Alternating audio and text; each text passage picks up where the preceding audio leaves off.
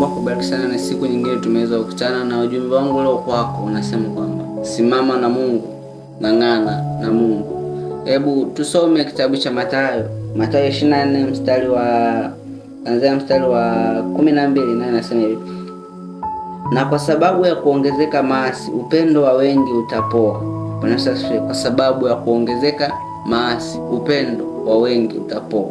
Kwa sababu ya kuongezeka dhambi au makosa ya kumkosea Mungu, upendo mioyoni mwa watu utapoa. Utapozwa na nini? Na dhambi. Dhambi wanayoiona, yani wananajisika kwa macho yao, wananajisika kwa kuona dhambi, wananajisika kwa kuona matendo ya dhambi.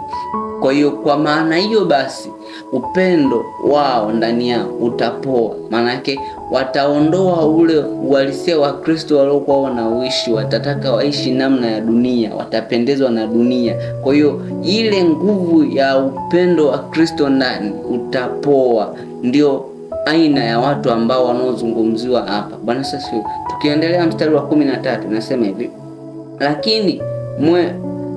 lakini mwenye kuvumilia hata mwisho ndiye atakayeokoka. Bwana asifiwe.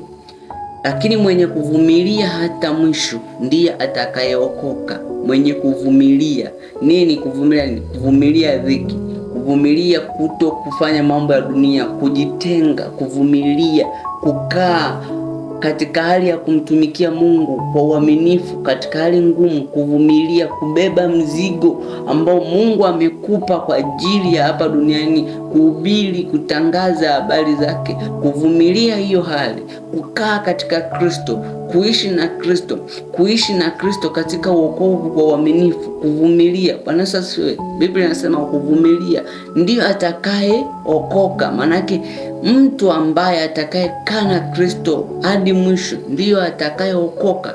Bwana asifiwe. Haijalishi umeokoka sasa hivi, lakini usipokaa na Kristo, usipovumilia mateso pamoja naye, usipovumilia maisha ya kujitoa, maisha ya kugharimika katika Kristo, huwezi kuurithi ufalme wa nani? Wa Mungu. Bwana asifiwe. Tuendelee mstari wa 14. Bwana asifiwe.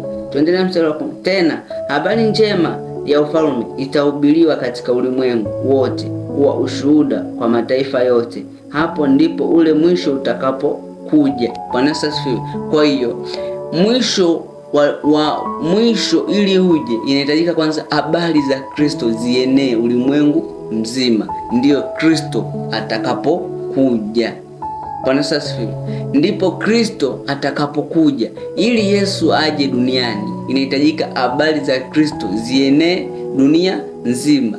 Ili Yesu aje, ili ufalme wa Mungu uje, ili kusudi la Mungu lile la siku ya mwisho litimie, inahitajika kwanza habari za Kristo zisambazwe, zienee dunia nzima. Mtu wa Mungu, kusambaza habari za Kristo, unaweza ukasambaza kwa kusupport wanaohubiri, kwa kusupport wale ambao wanaojitoa kwa ajili ya Kristo. Bwana asifiwe. Habari za Kristo unaweza ukasambaza. Hata unaponiangalia sasa hivi, unaweza ukashare ujumbe huu kwa wengine, ukawa umeshiriki katika kazi ya kusambaza habari za Kristo, watu wapate kukombolewa na kutoka katika dhambi. Nami nakwambia kama hujaokoka, basi geuka hiyo nia ya kutokuokoka, geuka, okoka popote ambapo ulipo.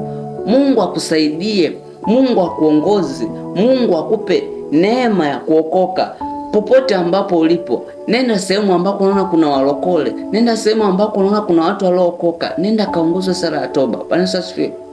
Ili Kristo aje, tuendelee pale. Ili Kristo aje, inahitajika injili ihubiriwe, injili ienee, injili ienezwe kwa wote, injili ihubiriwe, ifikie kila kabila na kila kijiji, kila kitongoji, kila mahali.